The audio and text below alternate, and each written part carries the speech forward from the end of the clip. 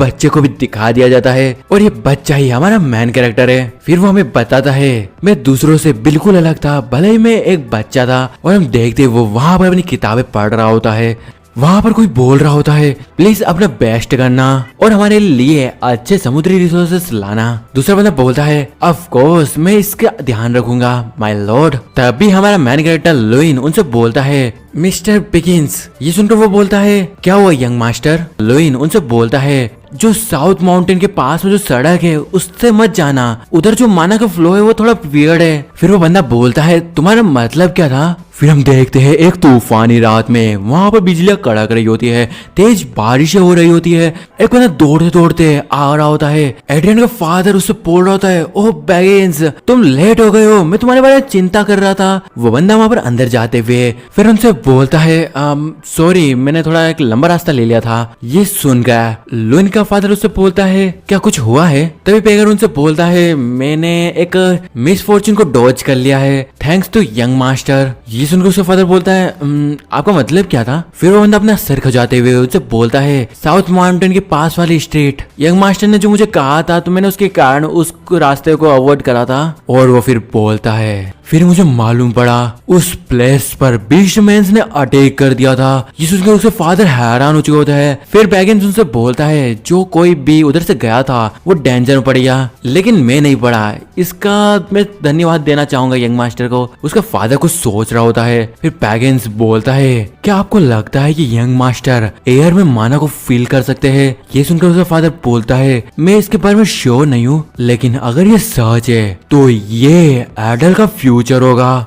फिर वो हमें बताता है फिर उस दिन से मैं अपने मैजिक के टैलेंट को शो करने लग गया। मैं 6 साल की उम्र में माना को सेंस करने लग गया और 7 साल की उम्र में मैं इसे मैनिफेस्ट करने में एबल था। और जब मैं 10 साल का हुआ मैंने प्रेस्टिजियस फैमिली के काउंटलेस जनरल्स को सरपास कर दिया। एक नेट मैजिक एकेडमी जो कि रेडियन किंगडम की सबसे बेस्ट मैजिक एकेडमी है और उसमें एक वेल डॉक्टरियन के रूप में इनक्रोल हुआ, वो भी जीनियस के टाइटल के साथ। मैंने अपने टैलेंट से सबको हैरान कर दिया लेकिन ये ज्यादा दिन तक नहीं चला। क्लास के पहले ही दिन मैंने जाना कि मैं बेस्ट नहीं हूँ ना ही सेकंड बेस्ट। हमें तो वहाँ पर इंस्ट्रक्टर से बोल रहे होते हैं लुइन इसे जल्दी से रिलीज करो लेकिन हमारा मेन कैरेक्टर उसे रिलीज नहीं कर पाता और वो सोच रहा होता है आखिर क्या गलत है। ये देखकर सही बच्चे भी हैरान हो चुके होते हैं और वो फिर हमें बताता है मेरी बॉडी मैजिक को रिलीज नहीं कर पा रही थी क्योंकि मुझे एक डिसीज हो गई थी जिसका नाम था मैजिक इवोकेशन डिसऑर्डर। और फिर आगे का मैं तुम लोगों को थोड़ा शॉर्ट में समझा देता हूँ। उसकी उस डिसीज के कारण सभी लोग उसका मजाक उड़ाने लगे, उसे बुली करने लगे। हमारा मेन कैरेक्टर चाह कर भी कुछ भी नहीं कर पाता था। वो डिप्रेस्ड होकर सोच रहा होता है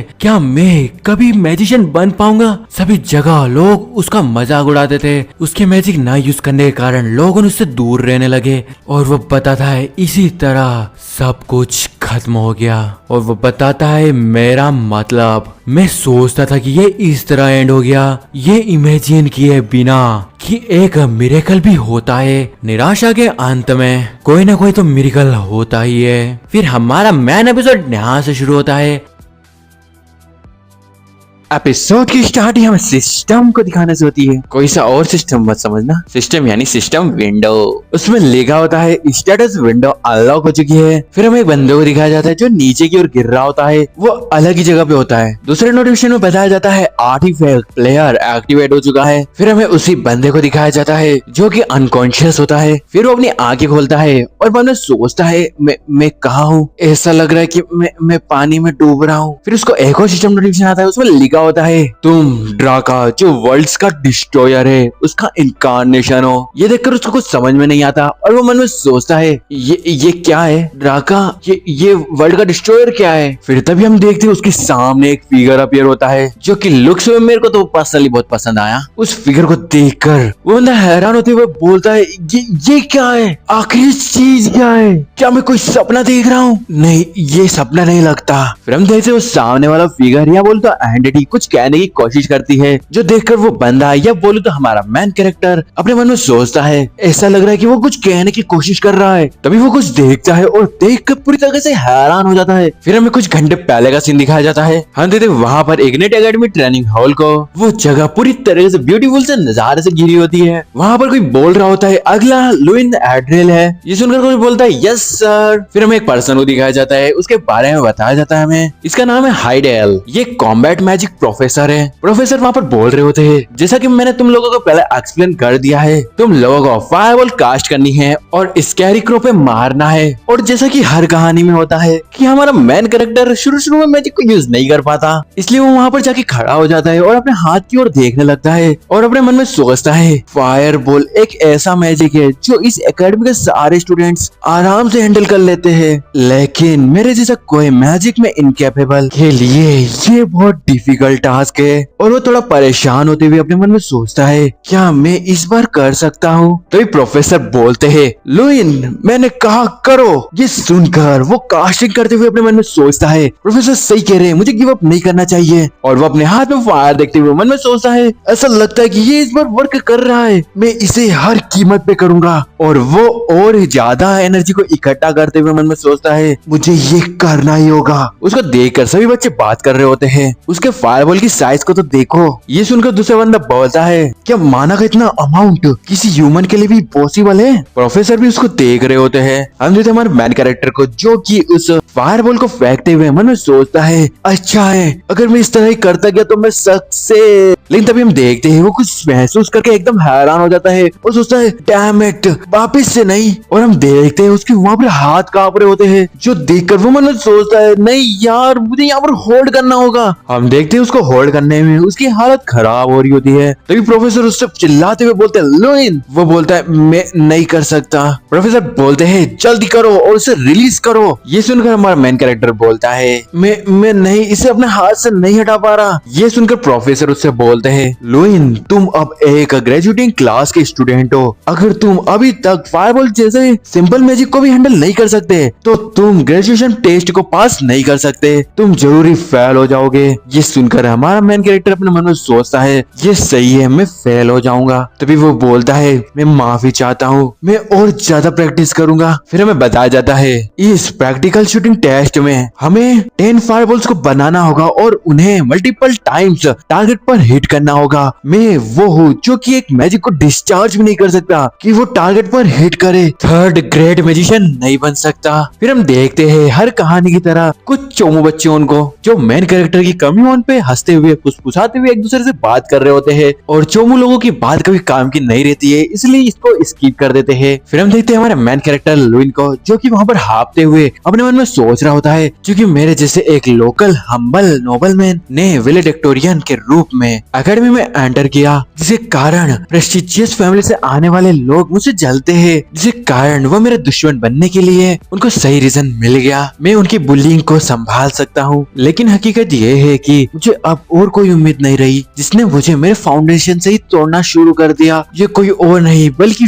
वही कर्ज है जो पिछले 6 साल से मुझे जकड़े हुए है, माना इवोकेशन डिसऑर्डर। हालांकि मैंने अच्छा व्यवहार करा था फिर भी मुझे बार बार आश्चर्य होने लगा कि मैं फ्यूचर में कब तक रुक सकता हूँ। फिर हम देखते हैं एकेडमी के कॉरिडोर को, वहाँ पर सभी स्टूडेंट्स गैदर हुए होते हैं, वो आपस में बात कर रहे होते हैं। ओए तेरा एग्जाम कैसे किया? दूसरा बोलता है एकदम बढ़िया टकाटक। हमारा मेन कैरेक्टर तो वहाँ पीछे से चलते हुए आ रहा होता है। तभी उसको देखकर कोई बोलता है देखो कौन आ गया, क्या ये डंस हैंड लुइन है? और जैसा कि मैंने तुम लोगों को बोल रखा था हर स्टोरी की तरह कुछ ओवर स्मार्ट बच्चे होते ही है जो अपनी हरकतों से बाज नहीं आते। इसी तरह हम देखते सामने की तरफ दो बच्चों को, उनमें से एक लुइन को बोल रहा होता है क्या तुम्हें नहीं लगता अब तुम्हारे बैग पैक करने का टाइम हो गया है? अगर मैं तुम्हारी जगह होता तो इतना एम्ब्रेस्ड होता कि मैं सामने ही नहीं आता, लेकिन तुम। फिर हमें उन्हीं दोनों बंदों को पास से दिखा दिया जाता है जिसमें से येलो हेयर वाला उससे बोल रहा होता है क्या तुम जानते हो कि जीनियर्स तुम्हें क्या कहते हैं? डंच हैंड लुइन। और वो आगे बोलता है सिर्फ तुम्हारे कारण ग्रेजुएशन क्लास का जो स्टैंडर्ड है वो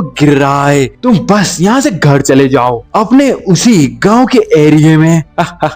उसकी इतनी बेकार बात सुनकर और इतनी बेकार सी हंसी सुनकर हमारे मेन कैरेक्टर को गुस्सा आने लगता है, लेकिन वो कर ही क्या सकता है। और अगर एक बोल रहे तो दूसरा वाला कहाँ पीछे हटेगा। तो फिर वो ब्राउन बाल वाला बोलता है, अगर तुम्हारे पास स्किल्स नहीं है तो तुम्हारे पास कम से कम मनी तो होना ही चाहिए। मैंने एडेल फैमिली के बारे में ही पहली बार यहाँ पर आने के बाद ही सुना था। फिर हम देखते हैं हमारा मैन कैरेक्टर वहाँ से जाने लगता है, लेकिन वो बंदा चुप होने का नाम ही नहीं ले रहा होता। वो बोलता है, हाँ तुमने सही कहा, मेरे फादर ने भी कुछ ऐसा ही बोला था, ये सब ऐसे पागल है, बस दिखावा करते हैं, लेकिन इनके पास कुछ है ही नहीं। जो सुनकर लुइन को गुस्सा आ रहा होता है, वो बंदा आगे बोलता है, मैं तुम्हारी फैमिली के लेवल को देख सकता हूँ, मैं देख सकता हूँ कि, लेकिन हमारा लुइन तेजी से पीछे मुड़ता है और उस बंदे में एक जोर का पंच धर देता है, जिसके कारण उसके मुंह से खून आने लगता है और वो दूर फेंका जाता है। ये देखकर उसका साथी भी हैरान हो चुका होता है। तभी लुइन उससे बोलता है, जरा एक और बार कहने की कोशिश तो करना, मेरे फादर क्या कह रहे थे तुम। हमें दिखाया जाता है उसी बंदे को जिसका पूरा चेहरा सूज चुका होता है, वो अपना चेहरा पकड़ते हुए या बोलो तो छुपाते हुए उससे बोलता है, तुम कमीने,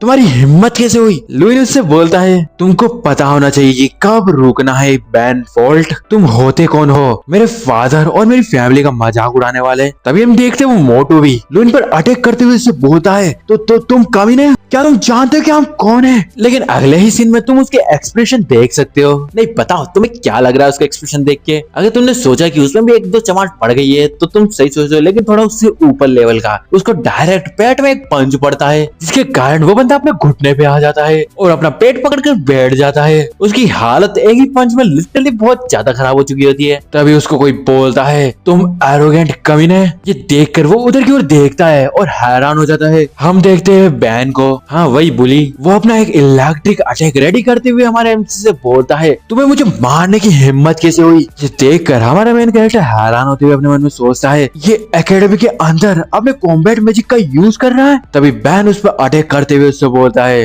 एक ट्रैश माना इवोकेशन डिसऑर्डर के साथ। हमारा मेन कैरेक्टर वहाँ सोच रहा होता है, क्या उसे कोई परवाह नहीं कि वो एक्सपेल हो जाएगा, और वो फिर अपने अटैक को थ्रो कर देता है और बोलता है, मरो। हम देखते हैं हमारे मैन कैरेक्टर को, जो उस अटैक को अपने सामने आते देख हैरान हो जाता है और डर के कारण उसकी बॉडी वहीं पर ही फ्रीज हो जाती है, मतलब मूव नहीं कर पाता वो। और वो सोच रहा होता है, मैं मूव नहीं कर सकता। हम देखते उसके पीछे से कोई दौड़ते हुए आ रहा होता है। हम देखते उसी बंदे को जो और कहीं नहीं प्रोफेसर होते हैं, वो वहां पर आते हुए चिल्लाते हुए बोलते हैं, क्या तुम एक बार रुकोगे। लेकिन उनको वहां पर आने में थोड़ा लेट हो चुका होता है और वो सामने की ओर देखते हैं, जहाँ पर वो लाइटनिंग अटैक सीधे जाकर लुइन को लग जाता है। लुइन भी उसे रेजिस्ट करने का कोशिश करता है, लेकिन वो नहीं कर पाता। फिर यहाँ से सीन चेंज होता है, हमारा एमसी हमें बताता है, और इसी तरह से मैंने सोचा कि सब कुछ खत्म हो गया। तभी उसको सिस्टम द्वारा बताया जाता है, तुम वर्ल्ड्स के डिस्ट्रॉयर ड्राका का इनकारनेशन हो। उसके सामने वही एंटिटी होती है और सिस्टम बताता है, स्टेटस विंडो अनलॉक हो चुकी है, आर्टिफैक्ट प्लेयर एक्टिवेट हो गया है।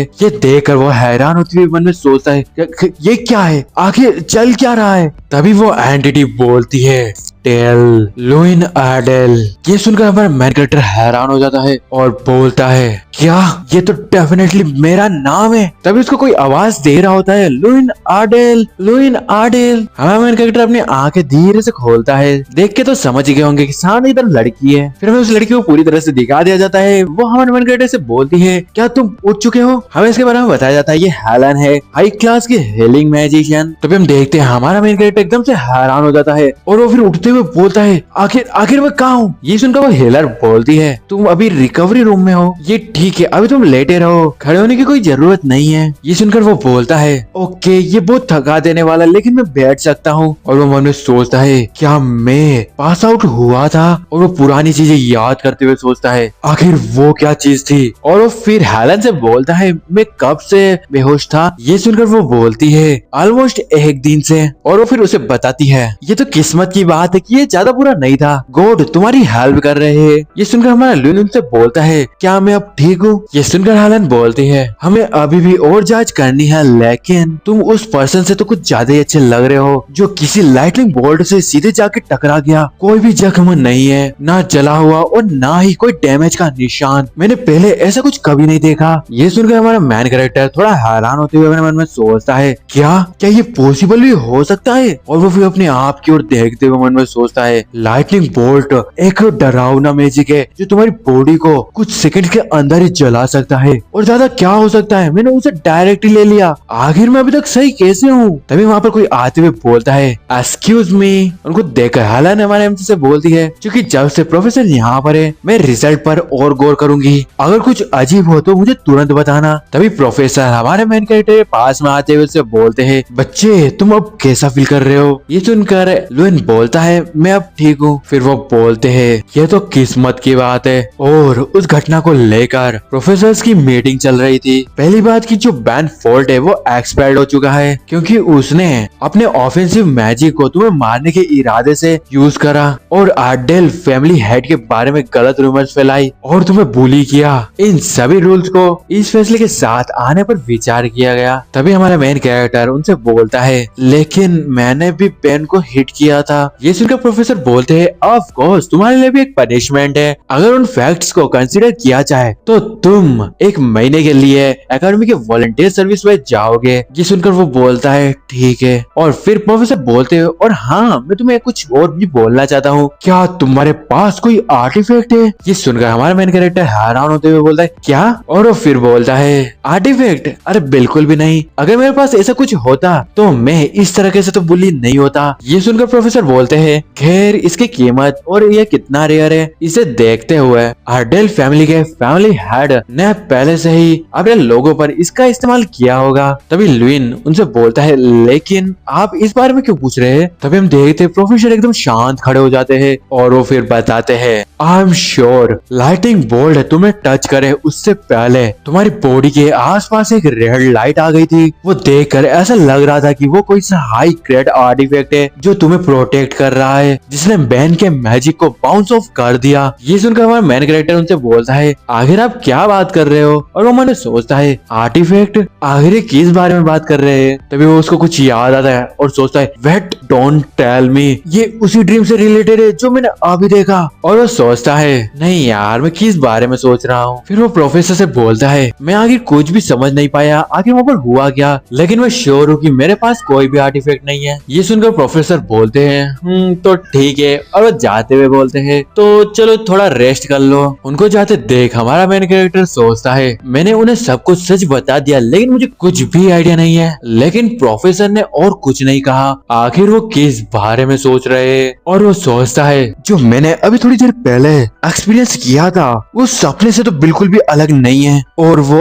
अजीब आवाज artifact Draka the destroyer of the world और प्लेयर। और वो थोड़ा कंफ्यूज होते हुए मन में सोचता है आखिर शायद से वहाँ पर कोई सी एक चीज और भी थी, वो क्या थी, वो शायद स्टेटस विंडो। और उसके ये कहने के साथ ही उसके सामने एक ब्लू कलर की स्टेटस विंडो अपीयर होती है जो देखकर एकदम वो हैरान हो जाता है। और वो इसी हैरानी के साथ चिल्लाते हुए बोलता है आखिर ये क्या चीज है, क्या ये सच में है। हम देखते हेलन वहाँ पर आ रही होती है। हमारे मेन कैरेक्टर के चिल्लाने के कारण वो थोड़ा हैरान हो जाती है और फिर जल्दी से उसके पास आते हुए उससे बोलती है लुइन क्या तुम ठीक हो, क्या तुम अच्छा महसूस नहीं कर रहे हो। हमारा लुइन उस सिस्टम विंडो की ओर इशारा करते हुए हेलन से बोलता है नहीं वैसा नहीं है, क्या तुम भी इसे देख सकती हो, ये ब्लू कलर की चीज मेरे सामने। ये सुनकर हेलन उससे बोलती है तुम क्या बोल रहे हो लुइन, यहाँ पर कुछ भी नहीं है, क्या तुम श्योर हो कि तुम ठीक हो। हेलन की मुंह से ये बात सुनकर हमारा मेन कैरेक्टर हैरान होते हुए अपने मन में सोचता है नो वे, ये सच में इसे नहीं देख सकती, तो ये सिर्फ मेरे द्वारा ही देखा जा सकता है। हम देखते उस विंडो में पूरा लिखा होता है Luin Ardel incarnation of Draka the destroyer of world. और उसमें उसके बारे में लिखा होता है इनफाइनाइट स्ट्रेंथ की खोज के परिणाम स्वरूप मैजिशियन ड्रेका अपने वर्ल्ड के साथ डिस्ट्रॉय हो गया, या बोलो तो प्रेज्ड, या बोलो तो नष्ट हो गया। ड्रेका के लिए जिसमें जन्म से ही मानव को जगाने की क्षमता का अभाव था, स्ट्रेंथ ही उसके पावर का ओरिजिन था। और फिर बताया जाता है प्लेयर के बारे में, ड्रेका का एक आर्टिफैक्ट जो स्टेटस विंडो को समन कर सकता है और क्रिस्ट्स के माध्यम से किसी की पावर को लिमिटलेसली बढ़ा सकता है। और उसके स्टेट को बताया जाता है strength 150 plus plus plus, agility 100 और विजडम 1550। फिर वो अपने मन में सोचता है मुझे सबसे पहले एक एस्क्यूज को बनाना होगा। और वो फिर हेलन से बोलता है बुरा मत मानना, मुझसे थोड़ी गलती हो गई थी। ये सुनकर हाला उससे बोलती है ये कितना फनी था, और वो फिर बोलती है रिजल्ट पूरी तरह से और परफेक्टली नॉर्मल है, तुम अब अपने डोम्स में वापस जा सकते हो।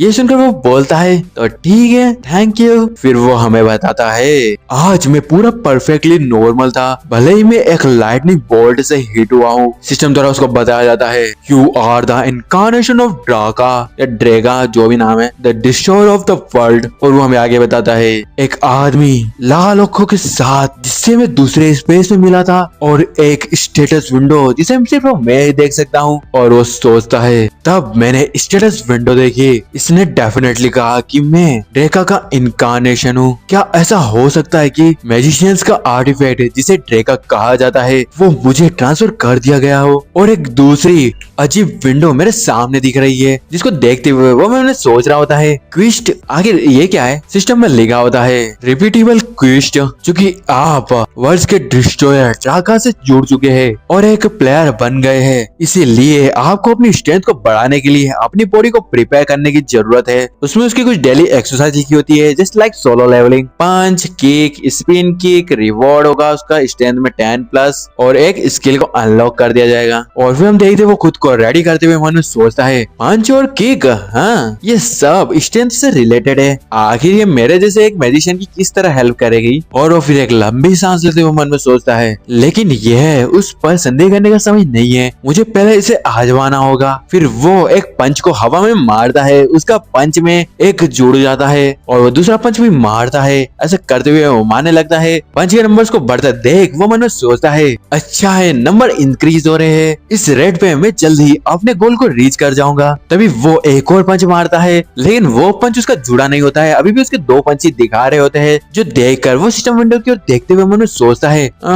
इस बार नंबर इंक्रीज नहीं हुआ, आई गेस कि ये उसको सक्सेस के रूप में कंसीडर नहीं करेगा तब तक कि इसमें कोई मिस्टेक हो। और वो फिर बोलता है तो ठीक है चलो इसे थोड़ा प्रॉपरली करते हैं। फिर हमें रात का सीन दिखाया जाता है, हमारा मेन कैरेक्टर वहाँ पर हाँफ रहा होता है और फिर वो हाँफते हाँफते बोलता है फाइनली मैंने ये कर दिखाया। सिस्टम द्वारा उसको बताया जाता है क्वेस्ट कंप्लीट हो चुकी है, assigned rewards strength +10 skill unlock हो चुकी है। उन रिवॉर्ड्स को देखकर वो बोलता है रिवॉर्ड ये क्या चीज है? तभी हम देखते वो कुछ फील करके एकदम से हैरान हो जाता है और वो फिर अपने हाथों की ओर देखते हुए मन में सोचता है आखिर ये किस तरह की फीलिंग है, ये मेरे नसों में से बह रहा है, ये कुछ ऐसा है जो माना से भी कुछ ज्यादा ही फंडामेंटल है। और फिर वो बोलता है यस राइट ये फीलिंग, और वो अपना हाथों को बंद करते हुए सोचता है मैं सच में स्ट्रॉन्ग हो रहा हूँ। और उस हाथ से पंच मारते हुए बोलता है तो चलो देखते हैं। और वो जैसे ही पंच पड़ता है वहां पर कुछ ज्यादा ही प्रेशर जनरेट होता है, उसका पंच का प्रेशर बहुत ज्यादा होता है, जो देखकर वो खुश होते हुए मन में सोचता है मैजिक में लगने वाली स्ट्रेंथ बहुत ज्यादा स्ट्रॉन्ग हो गई है, स्पीड, एयर रेजिस्टेंस और डिस्ट्रक्टिव पावर सब कुछ पहले से अलग है, मेरी फंडामेंटल स्ट्रेंथ सच में स्ट्रॉन्ग हो गई है। तो दूसरे रिवॉर्ड के बारे में क्या? Skill unlock.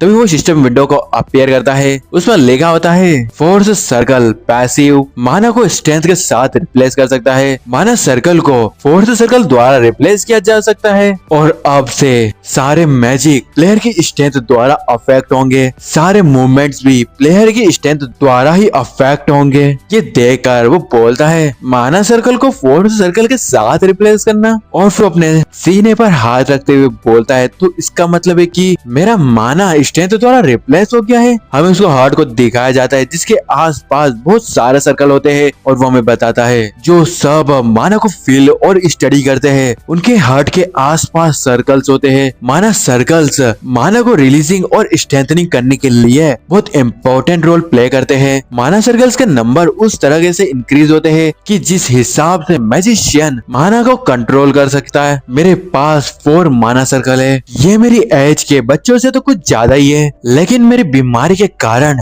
ये इस तरह के है कि जैसे मेरे पास कुछ है ही नहीं। और वो ये बताते हुए अपना अपना ध्यान केंद्रित कर रहा होता है, तभी वो कुछ देखकर बिल्कुल हैरान हो चुका होता है। वो देखता है कि उसके हार्ट के आसपास माना सर्कल डिसअपेयर हो चुके होते हैं और वहाँ पर कोई सा इन्फिनिटी टाइप का सर्कल आ जाता है, जो देखकर वो अपने मन में सोचता है माना सर्कल सच में डिसअपेयर हो गया। फिर यह स्ट्रेंथ जो अपनी जगह पर पागलों की तरह घूम रही है, ये फोर्स सर्कल है। और वो फिर सोचता है माना सर्कल की जगह एक फोर्स सर्कल, यहाँ पर कोई भी माना सर्कल के बिना मैजिशियन नहीं है। अगर ये नया सर्कल वो नहीं करता है जो माना सर्कल करता है, तो मेरे साथ क्या होगा। और फिर वो थोड़ा निराश होते हुए मन में सोचता है तब तो मेरी लाइफ एक मैजिशियन के रूप में खत्म हो जाएगी। लेकिन तभी वो थोड़ी हिम्मत करते हुए मन में सोचता है नहीं, ये निराश होने के लिए कुछ ज्यादा जल्दी है, सबसे पहले मुझे इसे टेस्ट करना होगा। तभी वो फायरबॉल स्पेल का यूज करता है। उसके हाथों में फायर गैदर होने लगती है, जो देखकर वो हैरान हो जाता है और सोचता है ये तो बहुत फास्ट है, आखिर ये कैसे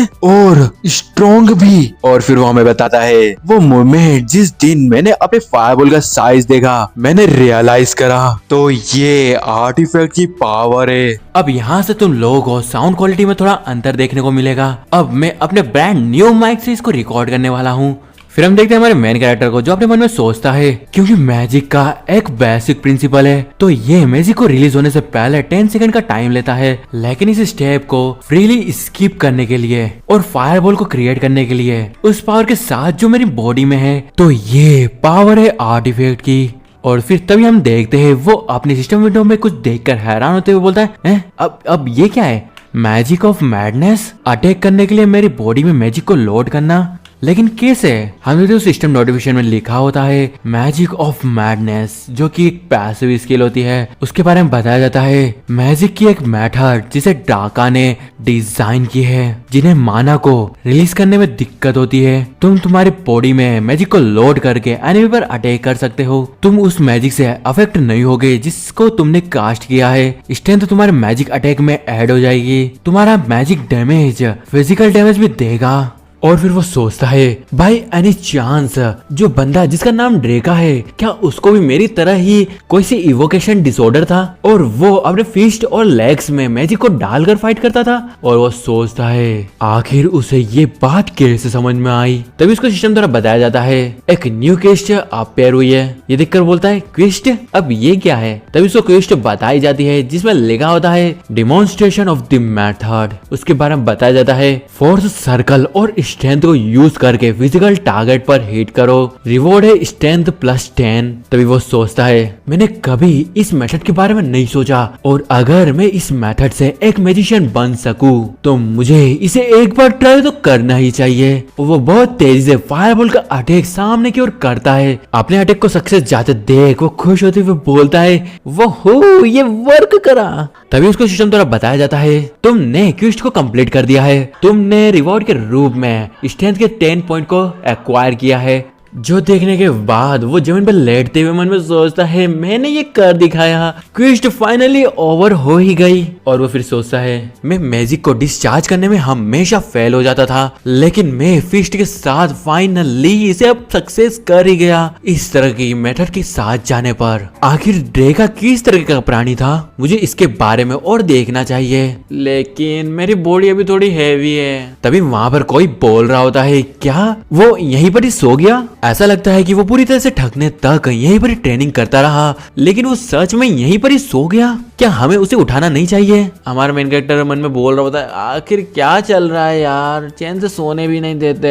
फिर हमें उसको दिखा दिया जाता है जो पूरी तरह से वहां पर ही जमीन पर सोया हुआ होता है। उसके बारे में लोग बात कर रहे होते हैं, अरे अरे वो मरा नहीं है क्या। वो दूसरा बंदा बोलता है कोई भी तरीका नहीं है, वो अभी तक ठीक है। लाइटिंग बोल्ट से हिट होने के बाद भी हमारा मेन कैरेक्टर अपनी आंखें खोलते हुए मन में बोल रहा होता है अरे यार यहाँ पर इतनी चिल्लम चिल्ली क्यों मची हुई है। हम देखते हैं हमारा मेन कैरेक्टर वहां पर उठ रहा होता है और उसके आसपास लोगों की पलटन खड़ी होती है। उसको उठते देख सभी लोग हैरान हो जाते हैं और वो वहां पर बोल रहे होते ओ माय गॉड क्या तुम उठ रहे हो। कोई बंदा बोलता है लुइन तुमने हमें डरा दिया। हमारा मेन कैरेक्टर वहां पर मस्त उठते हुए अंगड़ाई लेते हुए उनसे बोलता है यहाँ पर क्या हो रहा है? सभी लोग यहाँ पर क्या कर रहे हैं? क्या ये तुम्हारा पहली बार है किसी को बाहर सोते देख? वहाँ पर लोग तो भाई अलग ही सदमे में होते हैं। और फिर वो ये कहने के साथ ही वहां से जाने लगता है। दूसरा बंदा उसको बोल रहा होता है, हाँ ऐसा तुम समझ सकते हो, स्पेशली एक नोबल मैन जो बाहर सोया है अच्छे डोम्स के कंफर्ट को अवॉइड करके। लुइन, क्या तुमने पी तो नहीं रखी ना? हमारा मैन कैरेक्टर वहां से जाते हुए उनसे बोलता है, अरे बाहर में गई ड्रिंक, मैं बहुत ज्यादा थक गया था इसलिए मैं यहीं पर ही सो गया। उसके जाने के बाद वहां पर बंदे बात कर रहे होते हैं, क्या ऐसा नहीं लगता कि लुइन पहले से चेंज हो गया है? दूसरा बंदा बोलता है, हाँ ऐसा लग तो रहा है। फिर वो पीछे की ओर देखता है जहाँ पर वही टूटा हुआ ट्रेनिंग टारगेट होता है जिसके पूरी तरह से चिथड़े उड़ चुके होते हैं। ये देखकर वो बंदा हैरान होता है और उसको देखते हुए वहां पर वो बोल रहे होते हैं, लेकिन इस टारगेट का यहाँ पर इतना जरा सा टुकड़ा कैसे बच गया? क्या लुइन ने ऐसा करा है? दूसरा बंदा बोलता है, अरे हो ही नहीं सकता। फिर हमें अगले सीन में एकेडमी के ड्रोम्स को दिखाया जाता है। हमारा मैन कैरेक्टर उसके ड्रोम में पहुंच चुका होता है, या बोलूं तो उसके रूम में पहुंच चुका होता है। वहां पर एक बंदा मस्त अपना ब्रश कर रहा होता है। वो उसको देखकर बोलता है, हाँ ये कौन है? क्या लुइन? फिर हमें उस बंदे को पास से दिखा दिया जाता है। हमें इसके बारे में बताया जाता है, एग्निट एकेडमी 6th ईयर जेसन डामोन। हाँ इसमें डामोन लिखा हुआ है, मैं यहाँ पर डीमन भी नहीं बोल सकता इसको। सरनेम देखिए तुमने किसी की डीमन? तभी वो बंदा अपना ब्रश करते करते उससे बोलता है, क्या तुम बाहर रुके थे और अभी आ रहे हो तुम? और वो फिर बोलता है, क्या हाल है? तुम इतनी आसानी से तो एकेडमी को नहीं छोड़ने वाले। हमारा लुइन उससे बोलता है, तुम कुछ भी नहीं जानते। हमें इस बंदे के बारे में बताया जाता है, ये डामोन फैमिली का सबसे बड़ा बेटा है और ये फैमिली कास्टिंग और माइनिंग मेटल्स के लिए फेमस है। और मेरे लिए जिसको पूरी एकेडमी में लूजर की तरह ट्रीट किया जाता है, ये एटलीस्ट मुझे अच्छे से तो ट्रीट करता है। फिर जैसन हमारे मैन कैरेक्टर से बोलता है, सही बताना क्या तुम कल किसी लड़की के साथ थे? हमारा मैन कैरेक्टर उसकी फालतू बातों पे गुस्सा हो रहा होता है और फिर वो हमें बताता है, हालांकि ये लड़कियों अल्कोहल के पीछे बहुत ज्यादा पागल है और इसने कई बार एकेडमी को सिगरेटली छोड़ा है, यानी बंक मारी है। तभी हम देखते हैं हमारा मैन कैरेक्टर अपनी शर्ट उसके मुंह पे फेंक के मारता है। ये देखकर वो बोलता है, क्या तुम अब मुझसे भी मार खाना चाहते हो? लाइटिंग बोर्ड से हिट होने के बाद मुझे पूरे डिटेल में बताओ कि आखिर कल रात क्या हुआ था। हमारा मैन कैरेक्टर उससे बोलता है, आगे तुम किस बारे में बात कर रहे हो, मुझे पहले जाके नहाने दो। और फिर वो मस्त बाथटब में जाकर बैठते हुए बोलता है, हाँ मजा आ गया भाई, अब मौत भी आ जाना कोई पछतावा नहीं। ऐसा मैं नहीं, ऐसा हमारा मैन कैरेक्टर बोल रहा होता है। और फिर वो सोच रहा होता है, हाँ वहां पर एक एडिशनल क्विस्ट भी थी, मुझे जरूर उसको चेक करना चाहिए। और फिर वो बोलता है क्विस्ट, तभी उसके सामने सिस्टम पैनल अपेयर होता है, उसमें लिखा होता है रिपीटेबल क्विस्ट बॉडी ट्रेनिंग, और उसमें वही पुरानी वाली चीजें लिखी होती है, इसलिए मैं वापस से बोल के तुमको ब्रॉड नहीं करूंगा। उस क्विस्ट को देखकर वो अपने मन में सोच रहा होता है, रिवॉर्ड्स तो सेम ही है लेकिन ट्रेनिंग का अमाउंट 2 गुना बढ़ गया है, यानी अब मुझे इतनी ज्यादा ट्रेनिंग करनी पड़ेगी। ऐसा लगता है कि ये फ्यूचर में ऐसे दोगुनी होती जाएगी, जैसा कि एक्सपेक्टेड था। ये इतना भी आसान नहीं है, लेकिन अगर मैं ये करने से एक म्यूजिशियन बन सकता हूँ तो फिर तो बढ़िया है। फिर हमें 1 महीने बाद का सीन दिखाया जाता है। हमारा मैन कैरेक्टर वहां पर अपनी ट्रेनिंग कर रहा होता है और वो हमें बताता है, रिपीटेबल क्विस्ट एक ही दिन में कंप्लीट हो जाती है, लेकिन फिक्स रिवॉर्ड्स के विपरीत required training day by day बढ़ती जा रही है। अगर ऐसा कोई सा भी दिन बीतता है जिस दिन मेरी क्विस्ट के कंप्लीट होने से पहले ही वो दिन खत्म हो जाता है, तो मेरी सारी प्रोसेस रिसेट होकर 0 पे आ जाएगी, तो मैं एक भी सिंगल डे मिस नहीं कर सकता। शायद एक तो अच्छी बात है कि क्विस्ट रिक्वायरमेंट्स 3000 से ऊपर नहीं गई। अगर मैंने इससे ज्यादा कुछ किया होता तो मेरी जान तो क्विस्ट करते करते निकल जाती। तभी हम देखते वो अपने लेग्स में एनर्जी को इकट्ठा करता है और जोर से एयर में एक अपने किक के दे मारता है। सिस्टम में उसका पूरा क्विस्ट का डाटा लिखा होता है, रिपीटेबल क्विस्ट पंच 3000 times completed, kick 3000 completed, spin kick 3000 complete. तुमने अपनी क्विस्ट को कंप्लीट करा, तुम्हें साइन रिवॉर्ड मिला, तुम्हारी स्ट्रेंथ को 10 से इंक्रीज कर दिया गया है। बस यही लिखा आता है और वो फिर हमें बताता है, मैं इसी तरह से पिछले 1 महीने से ट्रेनिंग करे जा रहा हूँ और जिसके कारण मैंने एक स्किल भी पाई है। फिर उसको सिस्टम नोटिफिकेशन उस स्किल के बारे में बताया जाता है, बॉडी आर्ट। और ये स्टार क्यों लगा है आगे मेरे को समझ में नहीं आया, चलो छोड़ो, आगे का बताता हूँ। पैसिव स्किल है, ये बॉडी की एबिलिटी को इंक्रीज कर देता है। स्ट्रॉन्गर और ज्यादा एलोबरेट मूवमेंट्स तुम्हारे ट्रेनिंग लेवल पर डिपेंड होकर पॉसिबल हो जाएंगे। फिर हमें एकेडमी का सीन दिखाया जाता है। वहाँ पर सभी बच्चे अपनी क्लास में आ चुके होते हैं, वो आपस में चटर पटर कर रहे होते हैं, लेकिन हमारा लुइन तो वहाँ पर बस घोड़े गधे सब बेच के सोया होता है। उसके बारे में लोगों बात कर रहे होते हैं, आजकल लुइन बहुत ज्यादा अजीब नहीं दिख रहा है। दूसरा बंदा बोलता है, हाँ सही में एक ऐसा बंदा जो अब पूरी क्लास में अपनी पलके भी नहीं झपका था, वो अब सो रहा है क्लास में। ये तो कुछ ना कुछ तो गड़बड़ है बाबा। इन दिनों वो पूरे पूरे दिन को ट्रेनिंग हॉल में बिता देता है भाई, और वो सिर्फ किक ही प्रैक्टिस करता है और कुछ भी नहीं। ये पहली बार इस तरह से अजीब व्यवहार कर रहा है, शायद से कुछ ऐसा कर रहा है जिससे इसका डिसऑर्डर कम हो। हालांकि हमको सबको मालूम है कि ये वर्क नहीं करने वाला है। हमारा मेन कैरेक्टर हमें बताता है, और इसी तरह पिछले कुछ मंथ से मैं अपनी क्वेस्ट को कंप्लीट कर रहा हूँ। मैं कुछ ड्रेका के बारे में क्लूज को भी ढूंढ रहा हूँ और उनका पीछा कर रहा हूँ, लेकिन मैं ऐसे किसी भी मैजिशियन जिसका नाम ड्रेका है उसको हिस्ट्री रिकॉर्ड में नहीं फाइंड कर पाया। और इतना ही नहीं, world destroyer, player, status window, quest, मैं इन सभी के बारे में जरा सा भी क्लू फाइंड नहीं कर पाया। और वो अपने मन में सोच रहा होता है, ड्रेका आखिर वो कौन है। फिर वो अपने स्टैट्स को देखता है जिसमें लिखा होता है Luin Adel, incarnation of Dreka, the destroyer of worlds, strength 470 plus plus plus, agility 100, wisdom 1550। वो इन स्टैट्स को देखते हुए अपने मन में सोच रहा होता है, आखिर वो कौन सा पर्सन है जिसने मुझे इस तरह की पावर दी। तभी उसको कोई बुलाता है, लुइन जल्दी इधर आओ। हम देखते ये वही डामोन जिसका नाम शायद से जैसन था, वही होता है। हमें मेन कैरेक्टर उसके पास जाते हुए बोलता है, आखिर क्या हुआ। वो बोलता है, तुमने क्या सुना। हमें मेन कैरेक्टर बोलता है, क्या सुना। वो बोलता है, तो तुमने नहीं सुना, तभी तुम इतनी आराम से इतनी बुक्स उनको पढ़े जा रहे हो। हमारे मेन कैरेक्टर उससे बोलता है, क्या कुछ बड़ा हुआ है। वो बंदा बोलता है, आर्डेल फैमिली हेड यहाँ पर आए हैं। ये सुनकर वो बोलता है, क्या लुइन तुम्हारे फादर वो यहाँ पर आए हैं। ये सुनकर हमारा मेन कैरेक्टर तो बिल्कुल हैरान हो चुका होता है। तभी वो दौड़े दौड़े जाता है और बोलता है, फादर। हम देखते सामने कुछ बंदों को, जिसमें से प्रोफेसर और एक और ब्लैक कलर के कपड़े पहना बंदा होता है, जो एक्चुअल में हमारा मेन कैरेक्टर का फादर होता है। वो उसको देखकर बोलता है, लुइन मेरे बेटे तुम यहाँ पर आ गए। फिर अगले सीन में हम देखते वो दोनों एक शांति भरी जगह पर जाकर बैठ जाते हैं। हमारे मेन कैरेक्टर उससे बोलता है, अब तक 6 साल बीत चुके हैं जब मैं इस एकेडमी में एडमिट हुआ था। मैं बस 10 साल का था। इतने समय तक क्या आप सही थे फादर। ये सुनकर उसका फादर बोलता है, हाँ बिल्कुल एकदम टकाटक। फिर हमारा मेन कैरेक्टर उनसे पूछता है, लुइना के बारे में क्या। उसके फादर बोलते हैं, अरे तुम्हारी छोटी बहन वो भी अब बड़ी हो चुकी है और वो आजकल स्वॉर्डमैनशिप सीख रही है। उसने कहा है कि वो ये स्वॉर्डमैनशिप उसके कमजोर बड़े भाई को प्रोटेक्ट करने के लिए सीख रही है। ये सुनकर हमारा मेन कैरेक्टर हंसते हुए बोलता है, ये तो बहुत एम्बैरेसिंग है। उसका फादर बोलता है, वेल वो हमेशा से ही साहस ही रही है। फिर हमारा लुइन बोलता है, फादर मैं अब अच्छा कर रहा हूँ। उसका फादर बोलता है, तुम्हारे कहने का मतलब क्या है। हमारा मेन कैरेक्टर उनसे बोलता है, मैं सच में अच्छा कर रहा हूँ, मैं फिजिकली और इमोशनली हिट नहीं हुआ था। फिर लुइन का फादर एक बढ़िया सी चाय की चुस्की लेता है और फिर वो कप को नीचे रखते हुए उससे बोलता है, लुइन ऑनेस्टली मैं तुमको वो रीजन बताऊं क्यों मैं इस एकेडमी में आज विजिट करने के लिए आया, तो वो रीजन है कि अगर तुम चाहते हो इस एकेडमी को क्वाइट करना, अगर ये हार्ड है तो तुम टेरिटरी में कभी भी आ सकते हो। क्या तुमने बहुत सी डिफिकल्टीज और ऐसी चीजें नहीं झेली है जिन्हें तुम नहीं कह सकते। फिर हमारा मेन कैरेक्टर उनसे बोलता है, अगर मैं सच कहूँ तो मैंने गेस कर लिया था कि आप यहाँ पर क्यों आए थे।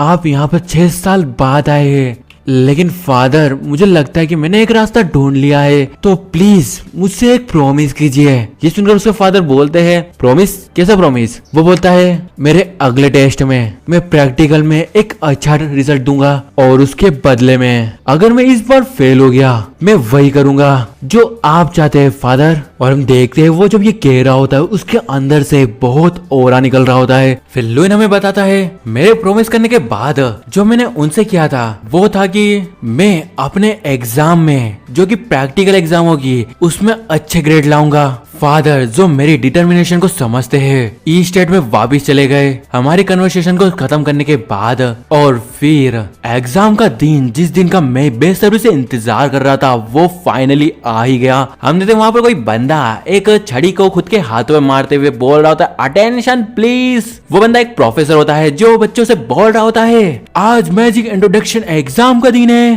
प्लीज इस बात को अपने माइंड में बिठा लीजिए। कोई भी इलीगल एक्टिविटी से तुम फेल हो सकते हो, तो ज्यादा होशियारी नहीं, तो बच्चा लोग एग्जाम को स्टार्ट करते हैं।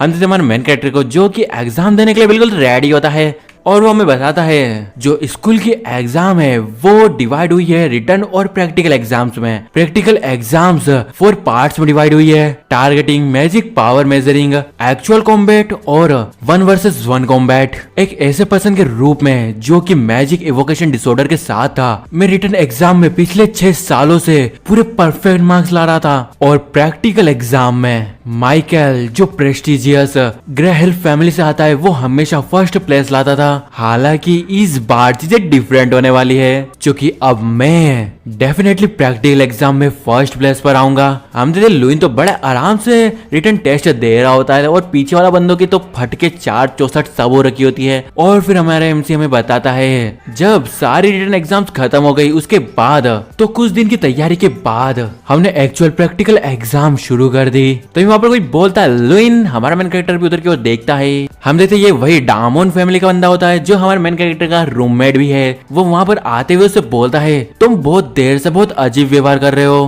क्या तुम्हारे पास आज के प्रैक्टिकल एग्जाम के लिए कोई प्लान्स है? हमारा मेन कैरेक्टर उससे बोलता है हाँ मेरे पास इसे करने के लिए एक नया तरीका है। वो बंदा खुश होते हुए बोलता है सच में, क्या तुमने एक रास्ता ढूंढ लिया? तभी वहाँ पर कोई बोलता है लुइन आखिर तुम यहाँ पर क्या कर रहे हो? हम देखते ये वही बुली होता है जो वहाँ पर आते हुए उससे बोलता है तुम प्रैक्टिकल एग्जाम में पार्टिसिपेट करने का तो नहीं सोच रहे ना? तुम्हारी इवोकेशन डिसऑर्डर के कारण ये यूजलेस है। हमारा मेन कैरेक्टर भी उसको एक स्माइल करते हुए बोलता है क्यों, क्या हुआ? हाँ ये सच है कि मैं यहाँ पर प्रैक्टिकल एग्जाम को देने आया हूँ तो क्या? फिर वो बंदा हमारे मेन कैरेक्टर के कंधे पर हाथ रखते हुए उससे बोलता है एक सम्मानजनक स्टूडेंट के रूप में एक ऐसे पर्सन को जो फेल होने ही वाला है उसको मैं एक शांति भरा एडवाइस दे रहा हूँ। प्रैक्टिकल एग्जाम 6 टाइम्स तुम्हारे जैसे वहाँ जाकर खुद को बेइज्जत करने के बजाय तुम अभी गिव अप क्यों नहीं कर देते? हमारा मेन कैरेक्टर उससे बोलता है कौन जानता है, मुझे नहीं लगता कि तुम्हारी एडवाइस मेरे लिए इतनी हेल्पफुल होगी। ये सुनकर वो बोलता है मुझे लगता है कि तुम्हें कोई गलतफहमी हो गई है। क्या तुम सोचते हो कि तुम्हारे जैसा कोई जिसको मैजिक इवोकेशन डिसऑर्डर है वो इस एग्जाम को प्रॉपर्ली दे सकता है?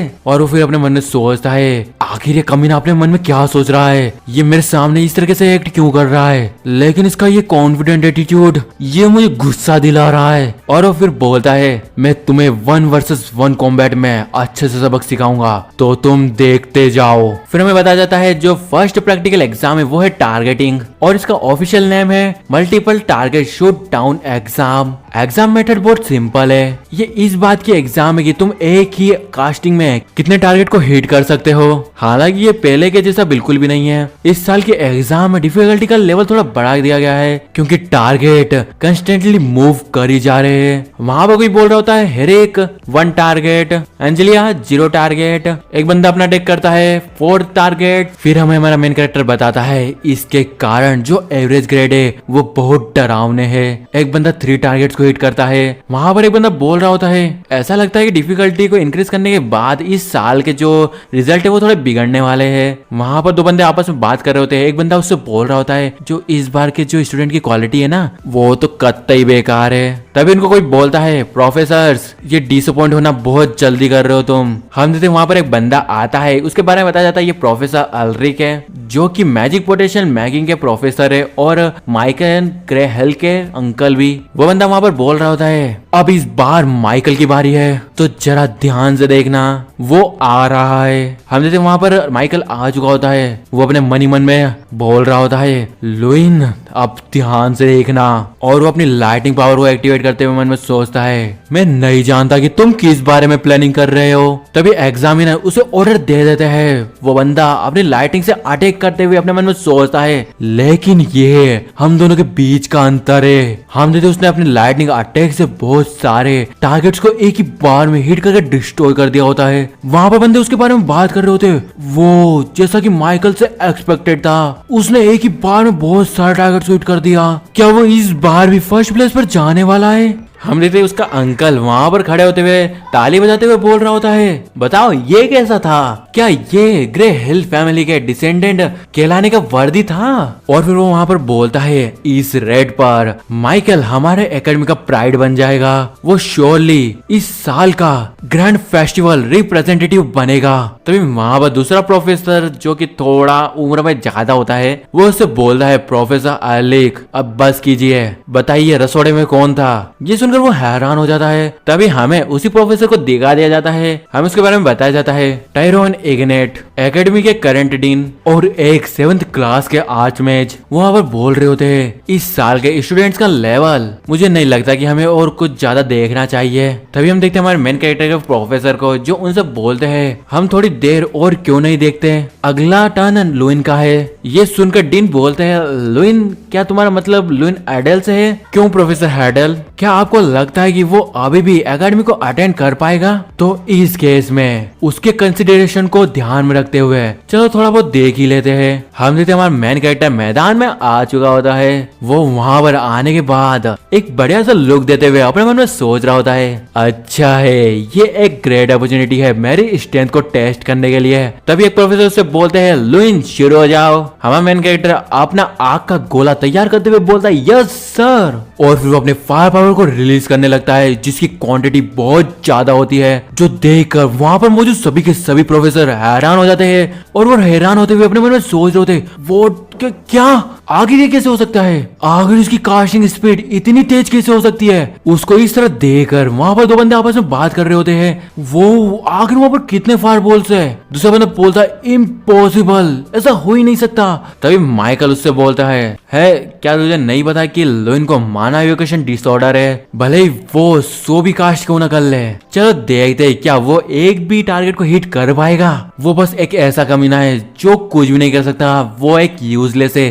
तभी हम देखते हैं हमारा मेन कैरेक्टर वहां से गायब हो जाता है और वो बहुत तेजी से मूवमेंट करता है। उसके सिस्टम में नोटिफिकेशन आता है और उस नोटिफिकेशन को देखकर हम समझ ही सकते हैं कि उसने अपनी एक स्किल का यूज करा है जिसका नाम होता है टाइम रिफ्लेक्शन, जो कि एक एक्टिव स्किल होती है जो कि टाइम को 30 सेकंड्स के लिए डिस्टोर्ट और रिफ्लेक्ट कर सकती है अपने स्ट्रेंथ के 200% के बराबर गेन करना और आपकी मूवमेंट स्पीड तेज हो जाएगी। फिर अगले नोटिफिकेशन में उसको बताया जाता है आप डिस्टोर्ड टाइम के बियॉन्ड मूव कर रहे हैं, कूल डाउन है 5 मिनट्स। तभी हम देखते हैं हमारा मेन कैरेक्टर उस पर अटैक करते हुए अपने मन में सोचता है, ये जो स्किल है जिसको मैंने रिसेंटली एक्वायर करा है ये टाइम रिफ्लेक्शन है, ये मुझे हेल्प करती है किसी भी लोकेशन में जिधर भी चाहूँ अब नॉर्मली जल्दी से मूव करने के लिए। और अगर मैं दूसरे शब्द में कहूँ तो मैं एक तूफान बन गया हूँ। और हम देखते वो वहाँ पर बहुत जोरों से हिट करता है जिसके कारण वहाँ की जमीन भी टूट चुकी होती है। यह देखकर सभी प्रोफेसर हैरान हो चुके होते हैं,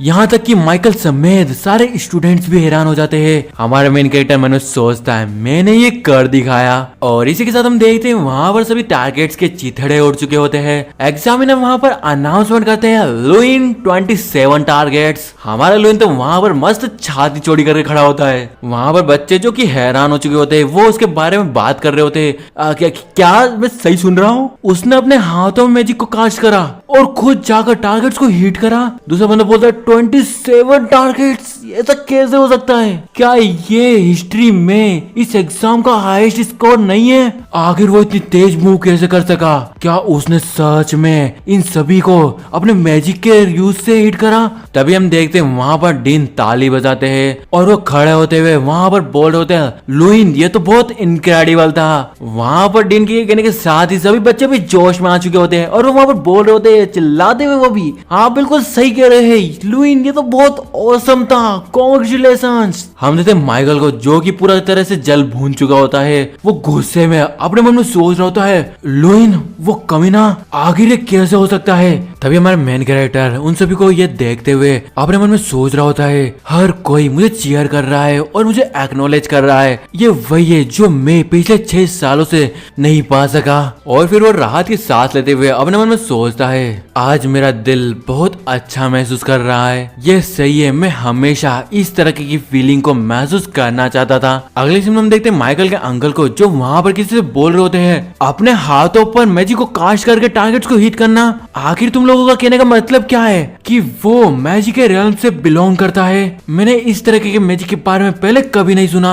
तभी हमारे मेन कैरेक्टर प्रोफेसर उनसे बोलते हैं, लेकिन क्या तुम नहीं जानते हैं कि मैजिक एक limitless realm of infinite possibilities है? अगर हर कुछ उसी तरह से चलता रहा जैसा कि एक्सपेक्टेड था, ये मैजिक नहीं है लेकिन मैथ। तो ये माइकल का अंकल डीन से बोलता है, लेकिन डीन उसकी आधी बात काटते हुए उससे बोलते हैं, आज मैंने एक मिरेकल को देखा जिसे एक स्टूडेंट ने क्रिएट करा था। ये फ्लोलेस मिरेकल ऑफ मैजिक था। हालांकि ऐसा लगता है कि दूसरे प्रोफेसर्स के उनके डिफरेंट ओपिनियंस है। हम देखते उसके अंकल को जो अपने मन में सोच रहा होता, डैम इट, उस कमीने लुइन ने इतनी गड़बड़ कर दी। किसने सोचा था कि चीजें इस तरह बदल जाएगी? हाँ, वो लुइन। तभी हमारा सीन शिफ्ट होता है। हम हमारे मेन कैरेक्टर और उसके फ्रेंड को। तभी उसका फ्रेंड वहां पर चिल्लाते हुए बोल रहा होता है, हे सभी लोग सुनो, आर्च मैच इंटर कर रहे हैं। लुइन उसको बोल रहा होता है, अरे भाई बंद कर यार अब ये भी। तो वहां पर सभी बंदों की भीड़ इकट्ठा होने लगती है, जो वहां पर लुइन को देखकर बोल रहे होते, ओ ये तो लुइन है, सभी जल्दी आओ। एक बंदा उससे बोलता है, लुइन कल की प्रैक्टिकल एग्जाम में आखिर तुमने ऐसा कैसे किया? दूसरा बंदा बोलता है, लुइन क्या तुम मेरा नाम जानते हो? हम 6 सालों से सेम क्लास में हैं। हमारा मेन कैरेक्टर उनसे पीछे छुड़ाते हुए अपने मन में सोचता है, बीते कल के पहले मैं एकेडमी में एक अकेला पर्सन था, रातों रात सब कुछ चेंज हो गया। ये अभी भी बहुत मुश्किल है, मुझे थोड़ा इसको अडॉप्ट करना पड़ेगा। इनफैक्ट ये अकेले रहने से तो बेटर है। और फिर वहां से जाते हुए बोलता है, जैसन मैं पहले यहाँ से जाता हूँ। जैसन तो वहाँ पीछे अपना सिर गुजारा होता है। फिर हमारा मेन कैरेक्टर अपने रूम के बाहर पहुंच जाता है और वो मन में सोच रहा होता है, ऑफ कोर्स यहाँ पर अभी कुछ ऐसे पर्सन भी है जो मुझे अभी भी पसंद नहीं करते हैं। और फिर वो अंदर चले जाता है। हम देखते हैं वहाँ पर अंदर कोई होता है। हमारा लुइन जैसे वहाँ एंटर करता है, वो बंदा बोलता है, तो तुम आ ही गए। लुइन उसको देखकर बोलता है, आखिर तुम किसी दूसरे के रूम में क्या कर रहे हो माइकल? फिर हम देखते माइकल पीछे मुड़ते हुए उससे बोलता है, ऐसा लगता है कि कल तुम कुछ ऐसे पॉइंट ऑब्टेन करने के बाद काफी प्राउड महसूस कर रहे हो जो कोई मैजिक भी नहीं है। तुम्हारे एरोगेंट ने मुझे बीमार कर दिया है, इसलिए मैं तुम्हें वार्न करने आया हूँ कि तुम ज्यादा शो ऑफ मत करो, ठीक है? लुइन उससे बोलता है, क्या ऐसा इसलिए है कि तुम इस बात से शर्मिंदा हो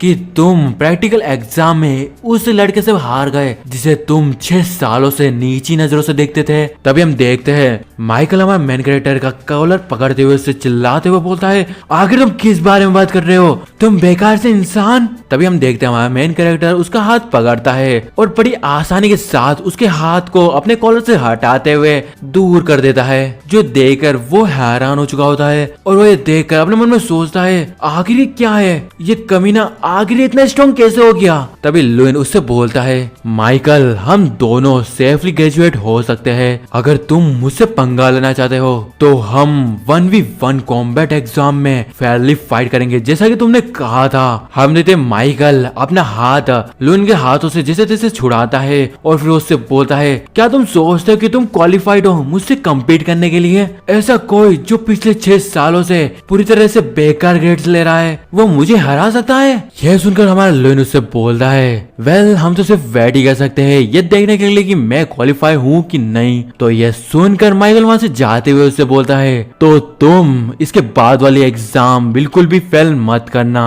और फिर वो वहां से जाते हुए अपने मन में सोच रहा होता है, 1v1 कॉम्बैट एग्जाम देने का मौका दिए बिना वो डेफिनेटली आज की प्रैक्टिकल एग्जाम में फेल हो जाएगा। और हम देखते हैं हमारे लुइन ने उसका जो हाथ पकड़ा होता है, उस हाथ को उसने अपने जेब में रखा होता है और वो फिर उस हाथ को अपने जेब से बाहर निकालता है और उस हाथ को जो कि थर-थर कांप रहा होता है उसको देखकर अपने मन में सोचता है, किसी भी रेट पर क्या वो कमीना सच में एक मैजिशियन है? फिर हमें अगले सीन में हमें एक बड़ी सी ओल्क की स्टोन की मूर्ति को दिखाया जाता है। हमें इसके बारे में बताया जाता है सेकंड प्रैक्टिकल एग्जाम माना आउटपुट मेजरमेंट एग्जाम की साइट। वहां पर कोई बोल रहा होता है, मैंने इस स्टोन स्टैचू को बहुत बार देखा है लेकिन वो मुझे हैरान करना कभी नहीं छोड़ता। फिर हमें बताया जाता है एकेडमी के ट्रेजर और रेयर आर्टिफैक्ट जिनमें से पूरे कॉन्टिनेंट में केवल कुछ ही है, एंशिएंट ओग्रे किंगडम 500 साल पहले आर्कमेस फ्रायर द्वारा ओग्रे किंगडम को अभी भी जिंदा रहते हुए एक आर्टिफैक्ट में बदल दिया गया। किंगडम जो इस आर्टिफैक्ट में ट्रैप है, मैजिशियंस के माना को ऑब्जर्व करता है और एक मैजिक सैंडबैग की तरह एक्ट करता है। ये माना आउटपुट मेजरमेंट एग्जाम इसकी रिक्वायर्ड है कि स्टूडेंट्स अपने मैजिक को किंगडम के ऊपर कास्ट करे और हाईएस्ट स्कोर ले। लुइन जैसे से बोलता है, क्या इसका मतलब यह है कि तुमको बस उस स्टेच्यू को निशाना बनाना है और उस स्पेल का यूज करना है जिस पर तुम सबसे ज्यादा कॉन्फिडेंट हो? ये सुनकर जैसन बोलता है, हाँ बिल्कुल ऐसा ही है। और वो आगे बताता है, लेकिन ये ओग्रे ये कमीना हार्श स्कोर देने के लिए फेमस है। यहाँ तक कि 20 से ज्यादा का भी स्कोर अच्छा माना जाता है और सिर्फ अच्छा ही नहीं काफी अच्छा माना जाता है। तभी हम देखते हैं एक बंदे को जो अपना लाइटनिंग अटैक को रेडी करता है और उस स्टेच्यू पर जोर से अटैक करते हुए बोलता है, लाइटनिंग स्टॉर्म। तभी उस स्टेच्यू में से एक आवाज आती है, वो बोलता है, यहाँ से निकल जाओ तुम 1 पॉइंट मैजिशियन, तुम मैजिक को प्रैक्टिस करना अभी से क्यों नहीं छोड़ देते? ये देखकर वो बंदा हैरान हो चुका होता है, उसको समझ नहीं आ रहा होता कि वो क्या करे। वहां पर लोग बात कर रहे होते हैं। मैंने सोचा था कि ये कुछ अच्छा करेगा, जैसा कि एक्सपेक्टेड था, ये इतना भी इजी नहीं है। फिर वो बंदा वहां से बहुत निराश होते हुए जा रहा होता है। वो मूर्ति बोल रही होती है, अगला मेरे सामने आकर खड़े हो। हम देखते वहां पर एक लड़की आती है जो उस बंदे को जाते देख उससे बोल रही होती है, अब मेरा टर्न है। और वो अपना हाथ ऊपर करते हुए बोलती है, सभी लोग ध्यान से देखना। और वो अपना एक अटैक करते हुए बोलती है, आइस बॉल। तभी हम देखते वो स्टेच्यू बोलता है, मैं डेफिनेटली तुम्हें याद रखूंगा, सच में इम्प्रेसिव। वो लड़की बोलती है, सच में? वो स्टेच्यू बोलता है, हाँ बिल्कुल, क्योंकि तुम भी एक ट्रैश हो। 2 पॉइंट्स। ये सुनकर उस लड़की के आंखों में आंसू आ चुके होते हैं। वो रोते हुए बोल रहे होते, नहीं बिल्कुल भी नहीं, मैंने अपना बेस्ट ट्राई करा था। तभी वहां पर ऐसे पार्टिसिपेंट आते जा रहे होते हैं। वो स्टेच्यू बोल रहा होता है, 5 पॉइंट्स, मेरे सामने से दफा हो जाओ, तुम्हारा मैजिक फीका है, क्या तुमने इसमें पानी मिलाया है? जिसका वो रिजल्ट दे रहा होता है। वो बंदा चिल्लाते हुए उससे बोलता है, तुम कमीना है, ये 100% प्योर माना है। एग्जामिनर उस बंदे से बोल रहे होते, जेसन प्रॉब्लम खड़ी मत करो, जाके अपनी सीट पे बैठ जाओ। यानी वो पानी मिलाने वाला जेसन था। तभी अगले बंदे की अनाउंसमेंट होती है, नेक्स्ट माइकल ग्राहेल। हम जैसे माइकल अपने लाइटनिंग का अटैक करता है और वो सीधे उस पर जाके लगती है। तभी वो स्टेच्यू बोलता है, ग्राहेल मैं सच बताऊं तो मैं तुमसे बहुत डिसअपॉइंट हुआ। बाय एनी चांस क्या तुम जॉर्ज ग्राहेल के बेटे हो? ये सुनकर वो बोलता है, हाँ मैं जॉर्ज ग्राहेल का थर्ड सन हूँ, माइकल ग्राहेल, और उनका प्राउड थर्ड सन भी। ये सुनकर वो स्टेच्यू बोलता है, प्राउड? क्या सच में? तुम्हारे फादर ने मेरे सामने जमीन पर अपना सर पटकते हुए, रोते हुए और मेरे से सामने भीख मांगते हुए मुझसे बोला था ज्यादा पॉइंट के लिए, तुम अपने इडियट फादर से बहुत कम टैलेंटेड हो। Michael Grahel 27 point. ये बेइज्जती सुनकर वो चिल्लाते हुए से बोलता है, एकमात्र ओगरे के लिए तुम किस तरह की बकवास कर रहे हो? तभी एग्जामिनर उससे बोलता है, चुप हो जाओ माइकल, अगला है लुइन आर्डेल। हम जो हमारा मैन कैरेक्टर भी वहां पर आ रहा होता है और वो आते हुए अपने मन में सोच रहा होता है, मैं थोड़ा नर्वस हूँ, पता नहीं किस कारण से। और वो अपनी पावर एक्टिवेट करते हुए मन में सोचता है, चलो एक ट्राई तो करता ही है, मैं इसे कर सकता हूँ। और फिर वो वहां पर बोलता है, नाइस टू मीट यू, मेरा नाम है लुइन आर्डेल। ये सुनकर वो स्टेच्यू बोलता है, हो ये पहली बार है कि मैंने तुम्हारा चेहरा देखा। वेल ये मैटर नहीं करता है, चलो एग्जाम को शुरू करो। हम देखते हैं हमारा लुइन अपने हाथों में अपने फायर बॉल को एक्टिवेट करता है, या बोलूं तो अपने फायर पावर को अपने हाथों के साथ मर्ज करता है। ये देखकर एग्जामिनर भी हैरान हो चुका होता है और वो ये देखकर हैरानी के साथ बोलता है, ये तो एक्सप्लोजन माना बर्न है। ये सुनकर सभी स्टूडेंट्स भी हैरान हो चुके होते हैं। वो बोल रहे होते हैं, ये तो क्लास 4 का मैजिक है, क्या ये पॉसिबल भी हो सकता है? लुइन की ये पावर देखकर वो स्टेच्यू भी थोड़ा हैरान हो चुका होता है और फिर उससे बोलता है, तुम्हारे स्टैंस के साथ में क्या गड़बड़ है बच्चे? और फिर वहां से तेजी से मूव करते हुए बोलता है, लो मैं आया। और हम देखते वो तेजी से उस स्टेच्यू के सामने आ जाता है और वो इसी के साथ अपना अटैक उस पर कर देता है। ये देखकर एग्जामिनर भी हैरान हो चुका होता है। वो बोलता है, इम्पॉसिबल, उसकी फिस्ट से मैजिक को उसके पैर तक ले जाना और उसे एक पल में एक्सप्लोर कर देना। तब स्टूडेंट्स में से एक बंदा बोलता है, क्या तुम्हारा कहने का मतलब है कि ये 4th क्लास मैजिक स्पेल है? ये सुनकर दूसरा बंदा बोलता है, नहीं भाई इसके स्पेल की पावर एटलीस्ट क्लास 5 की है। तभी हम देखते हैं हमारा लुइन भी नीचे आ चुका होता है, लोगों उसके बारे में बात कर रहे होते हैं। तब तो तुम्हारे कहने का मतलब है कि Lewin at least 5th class magician है। हम लेते हमारा लुइन थोड़ा थका हुआ होता है और वो हम अपने मन में सोच रहा होता है आखिर क्या हुआ, क्या मेरे एक्सप्लोजन माना वन ने प्रॉपरली वर्क करा। और फिर वो इस स्टेचू की ओर देखते हुए मन में सोचता है लेकिन किंगडम के रिएक्शन बहुत अजीब है, क्या कुछ गलत हुआ है। तभी वो स्टेचू उससे बोलता है तुम बच्चे आखिर तुम कौन हो। हमारा लुइन उससे बोलता है पैराडॉन आखिर क्या हुआ, मैंने आपको पहले ही खुद से इंट्रोड्यूस करा दिया है, मेरा नाम लुइन आइडल है। तभी वो स्टेचू उससे बोलता है क्या तुम ड्रेका हो। ये सुनकर लुइन पूरी तरह से हैरान हो चुका होता है और वो अपने मन में सोचता है ड्रेका आखिर ये इसके बारे में कैसे जानता है। तभी वो स्टैच्यू से बोलता है मैंने तुम्हारे लिए बहुत ज्यादा इंतजार किया ड्रेका। आखिर ये ड्रेका कौन है, ये ओग्रे उसे कैसे जानता है और उस ड्रेका का हमारे लुइन से क्या संबंध है, ये तो हम देखेंगे अगले एपिसोड में, क्योंकि ये वाला एपिसोड हमारा यहीं पर ही समाप्त हो जाता है। अगला एपिसोड में लाऊंगा अपनी नेक्रोमैंसर सीरीज का। और रही बात थोड़ी आधी अधूरी क्वालिटी की, तो मैंने माइक ऑर्डर कर दिया था लेकिन एक दिन लेट आया, टाइम दे दिया था अमेजोन वालों ने तो भी उसके अगले दिन आया, यानी 27 तारीख दी थी उन्होंने, तो 28 को आया है, तो मैं कुछ नहीं कर सकता, इसलिए थोड़ा क्वालिटी में कम्प्रोमाइज हो गया। नेक्रोमैंसर वाली सीरीज को रिकॉर्ड करने वाला था लेकिन मैं सोचा कि अपना माइक आ रहा नया तो उससे ही रिकॉर्ड करेंगे इसको, तो ज्यादा दबाव पड़ेगा लोगों पे, यानी दबाव का असर पड़ेगा। तो बिना फालतू बात करे मैं इस वीडियो को यहीं पर ही एंड करता हूँ। I hope you enjoy this video. If you enjoy please like and subscribe and you are watching anime brothers signing out.